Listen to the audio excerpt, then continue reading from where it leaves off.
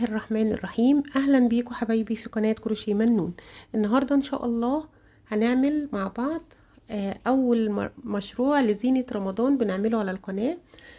سهل جدا. انا اخترت وحدة تكون سهلة، شكل النجمة او الستار.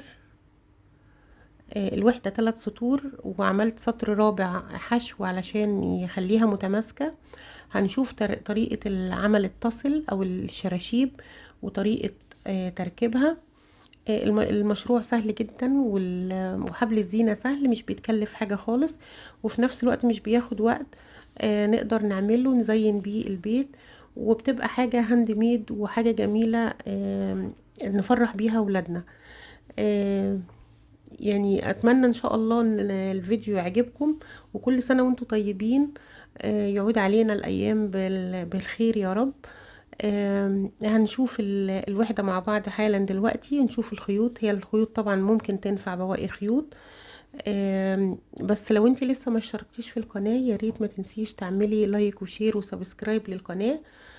ولو الفيديو عجبك ما تنسيش تحط لنا كومنت، بنحب نسمع رأيكم، واللايك والشير لأصحابك علشان الفيديو يرتفع ويوصل لأكبر عدد ممكن من الناس. ويلا بينا نشوف هنشتغل ازاي.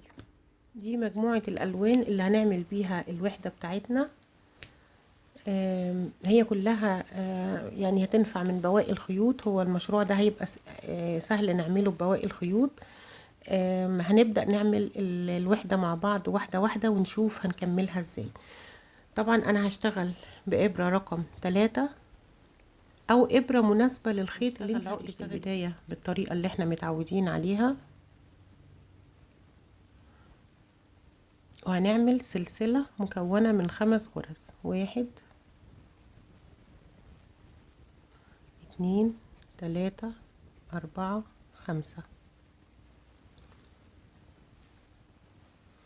هقفلهم في اول سلسلة بغرزة منزلقة علشان تتكون عندي الحلقة دي.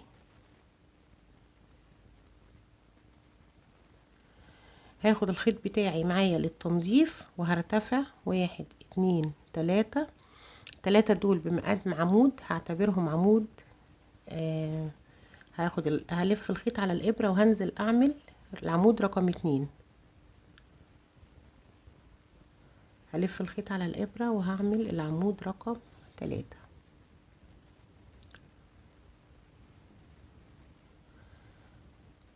يبقى دي اول وحدة معايا اللي هي 3 أعمدة، 3 سلاسل ارتفاع و2 عمود. و3 سلاسل ارتفاع هعتبرهم عمود، و2 عمود جنبي. هاخد سلسلة واحدة والف الخيط على الإبرة وهنزل اعمل تاني وحدة.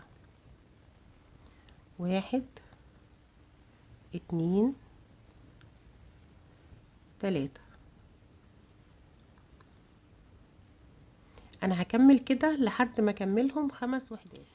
انا كده وصلت لنهاية السطر. عملت ال5 وحدات، ال5 مجموعات، كل مجموعة عبارة عن 3 أعمدة، وبين كل مجموعة ومجموعة سلسلة. هقفل بغرزة حشو. يبقى هقفل في 3 سلسلة ارتفاع بغرزة حشو. الهدف من ان انا اقفل بغرزة حشو ان انا اطلع في نص المكان. هقفل بغرزة حشو مكان السلسلة اللي انا كنت المفروض اعملها. طيب هقفل بغرزة حشو، وبعدين السطر التاني هرتفع 1 2 3، وهبدأ اعمل صدفات في الفراغ.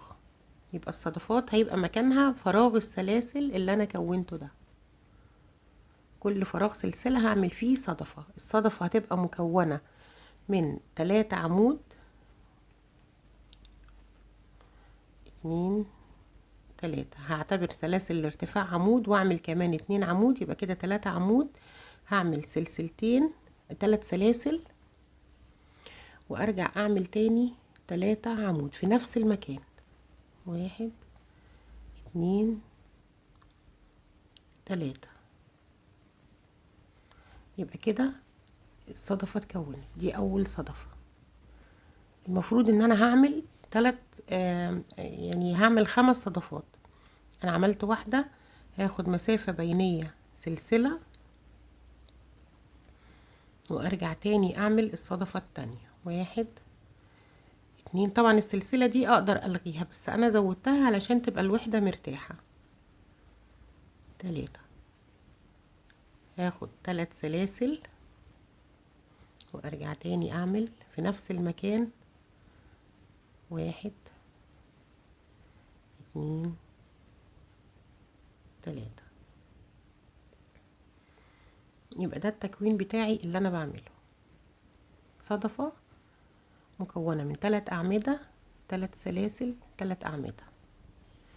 السلسلة دي مش موجودة في الباترون، بس أنا زودتها علشان حسيت إنها ممكن تريح لنا الوحدة، ما تبقاش الوحدة مشدودة، نقدر نلغيها بكل بساطة، يعني مش هتأثر في الشكل.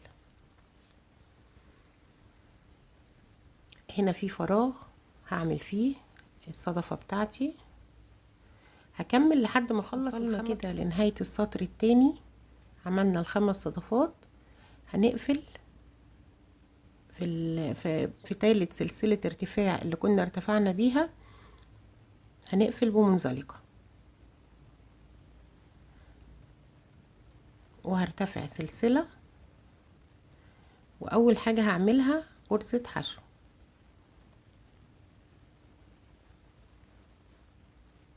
وبعدين هلف الخيط على الابرة، وهعمل في كل فراغ بتاع سلاسل الصدفات دي هعمل 4 أعمدة. 1 2 3 4. وبعدين 3 سلاسل. 1 2 3. وبعدين ارجع تاني اكرر 4 أعمدة. 1 2 3 4. يبقى انا التكوين بتاعي 4 أعمدة، 3 سلاسل، 4 أعمدة، يعني صدفة بس 4 أعمدة مش 3 أعمدة. ده الفرق بين السطر ده والسطر التاني. وهقفل في الفراغ اللي انا عملت فيه السلسلة ده، هقفل بغرزة حشو.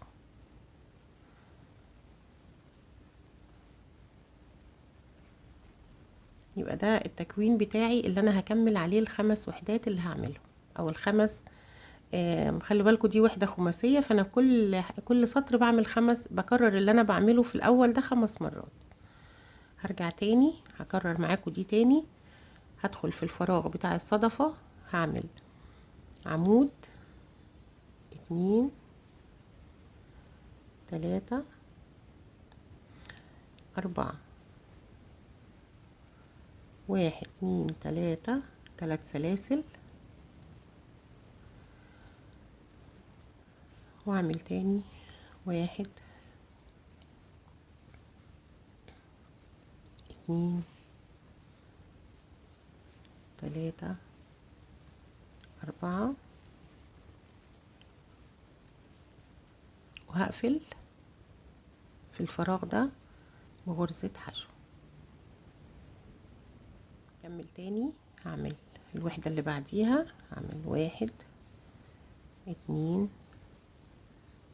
3 4. 4 عمود بلفة، 3 سلاسل، وبعدين 4 عمود بلفة. 1 2 3 4. اخر حاجة هقفل بغرزة حشو. خلاص خلصت اخر واحدة. هقفل في غرزة الحشو اللي انا بدأت بيها، هقفل بمنزلقة، وهبدأ اعمل في السطر الاخير غرزة حشو على كل غرزة. غرزة الحشو زي ما احنا عارفين انا بنزل اسحب غرزة واطلع منهم الاتنين، اخد لفة يبقى معايا لفتين على الابرة، اطلع منهم الاتنين. هعمل غرزة حشو على كل غرزة، يبقى بعمل 4 غرزة حشو في الفراغ ده، بعمل 4 غرزة حشو. هما كانوا 3 سلاسل، بس انا بعمل 4 غرزة حشو علشان الزاوية بتاعتي تبقى مظبوطة. وبعدين ارجع تاني اعمل 4 غرزة حشو، يبقى انا بعيد على كل غرزة غرزة حشو، وفي فراغ السلاسل بعمل 4 غرزة حشو. باجي على مكان الغرزة اللي كنت عاملة فيها حشو دي هعمل غرزة منزلقة، وهكرر تاني. يبقى انا غرزة حشو، يبقى هنا 4 غرزة حشو، 4 غرزة حشو، 4. هكرر تاني، هعمل غرزة حشو على كل غرزة، 1 2 3 4. هيقابلني فراغ السلاسل هعمل فيه 4 غرزة حشو، 1 2 3 4. هاجي للأعمدة هنا 4 أعمدة هعمل عليهم 4 غرزة حشو، 1 2 3 4.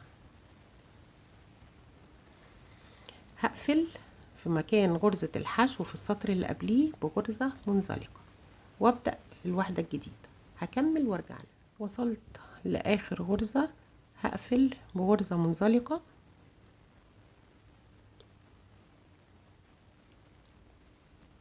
وهأمن الغرزة بتاعتي وهفصل الخيط.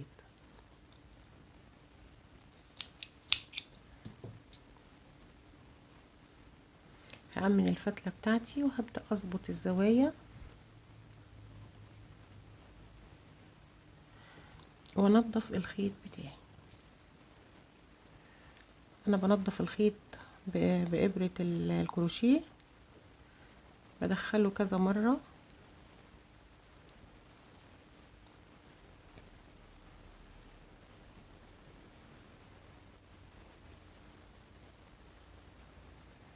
في اكتر من اتجاه.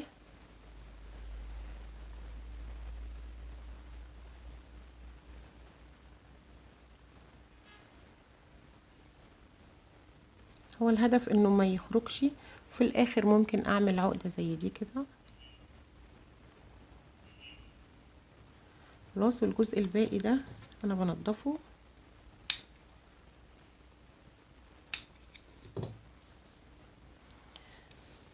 كده كده. شكل النجمة بتاعنا بقى خلاص خلص.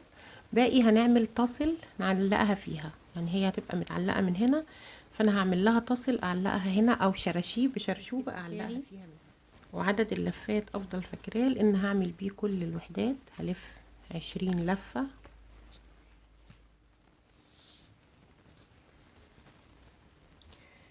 باخد جزء تاني من الخيط يكون مقاسه تقريبا 40 سنتي،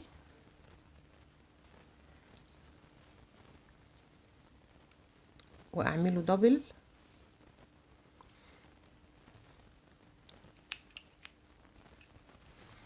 اول جزء هربط بيه من النص، هساوي الاطراف بتاعتي تبقى على النص، وهربط الجزء ده.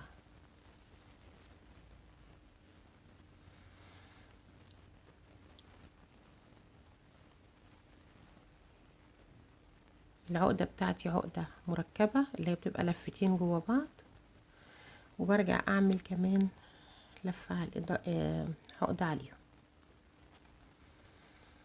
ده ودولت اللي هركب منهم في الوحدة. باقي الجزء ده هلفه على هاخد الطول بتاعي، وهعمل جزء زي عروة كده زي ما انتوا شايفين، وهبدأ ألف بقية الخيط.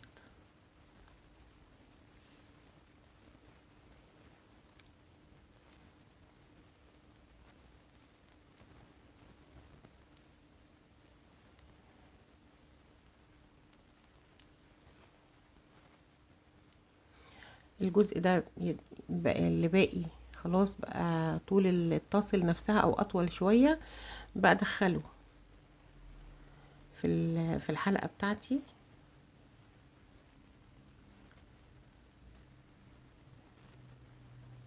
وببدأ اسحب الطرف التاني. لما اسحب الطرف التاني الحلقة هتقفل. زي ما انتوا شايفين كده.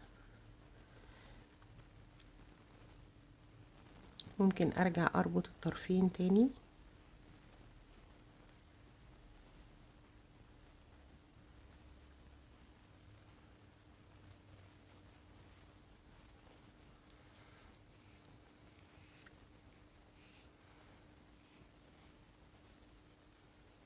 بالمنظر ده هيبقى شكل الطاسل بتاعنا او الشراشيب بتاعتنا. طبعا لسه خطوة ان احنا نركبهم. انا هركبها بإبرة الكروشيه.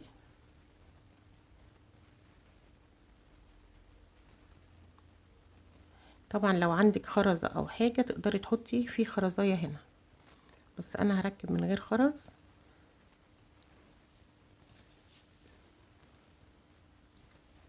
وهعمل العقدة بتاعتي.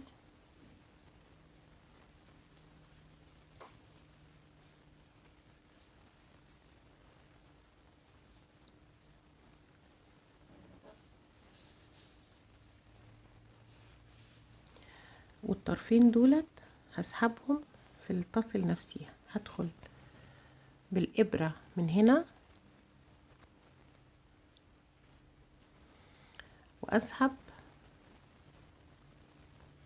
الجزء الأولاني، وبعدين هرجع أدخل تاني وأسحب الطرف التاني.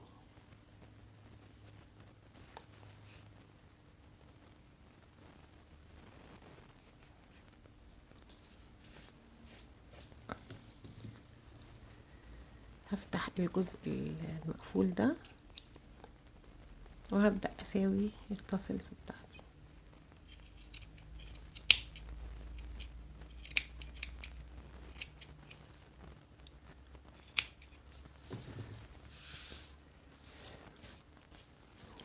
وده الشكل بتاعنا بتاع الوحدة.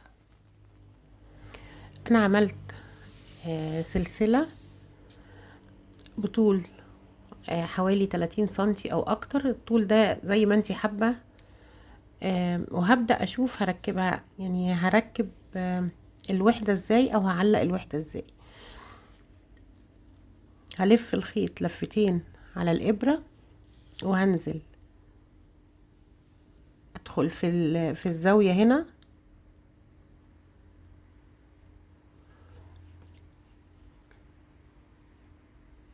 أطلع من لفتين ولفتين ولفتين. يبقى أنا هعمل عمود بلفتين، وبعدين هاخد المسافة البينية هتبقى ثابتة. يعني هعمل المسافة البينية ثابتة علشان ما يبقاش فيه عدم اتزان في الحبل اللي انا عاملاه. هعد 30 سلسلة ونرجع نركب التانية. عملت 40 سلسلة، دولت 40 سلسلة مسافة بينية، ودول هثبتهم زي ما اتفقنا. هاخد لفتين على الإبرة وهدخل في الزاوية بتاعتي، اطلع من لفتين لفتين لفتين، وهبدأ اعمل 40 التانيين. هكمل بقى لحد ما اخلص وارجع اوريلكم الحبل بعد نهايته ان شاء الله. وبعد ما خلصنا خلاص التشبيك بتاعهم، وده بقى الشكل النهائي بتاعهم. طبعا هو الحبل طويل، هو طوله اكتر من 1.5 متر، بس هوريكم لما بيتفرد بتبقى بالمنظر ده.